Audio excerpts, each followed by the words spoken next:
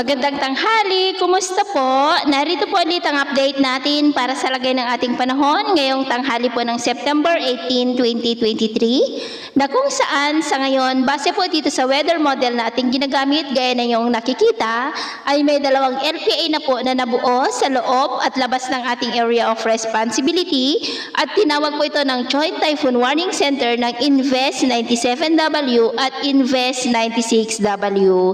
Ang nandito po sa loob ng ating area of responsibility ay nasa layo po ngayon ng 451 km east ng Santa Ana, Cagayan. Pero mababa naman ang tsansa nito na maging bagyo sa ngayon at gaya na inyong napapansin ay halos wala rin po itong sirkulasyon. Samantala, ang nasa labas ng ating area of responsibility ay nasa layo ng 3,950 km east ng Mindanao.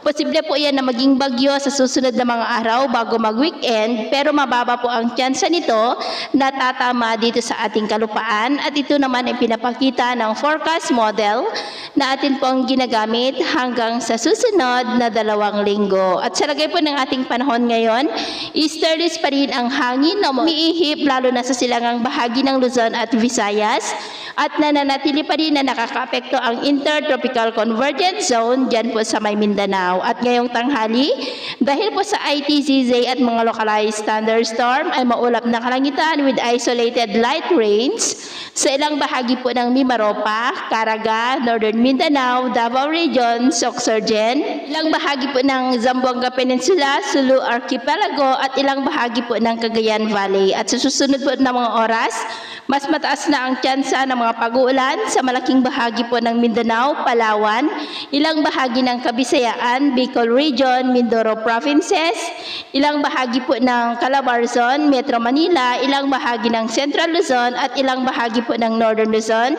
Kaya kung lalabas tayo sa ating mga tahanan ay ugaliin lamang po natin ang magdala ng kahit anong panangga natin sa init ng araw at proteksyon na rin po sa mga biglaang buhos ng ulan.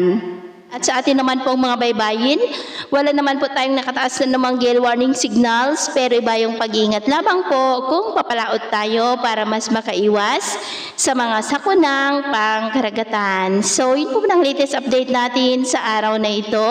At ako po muli si James na nagsasabing, sa kahit anong pagsubok po na darating sa ating buhay, huwag na huwag po tayong mawawalan ng pag-asa. Thank you and God bless!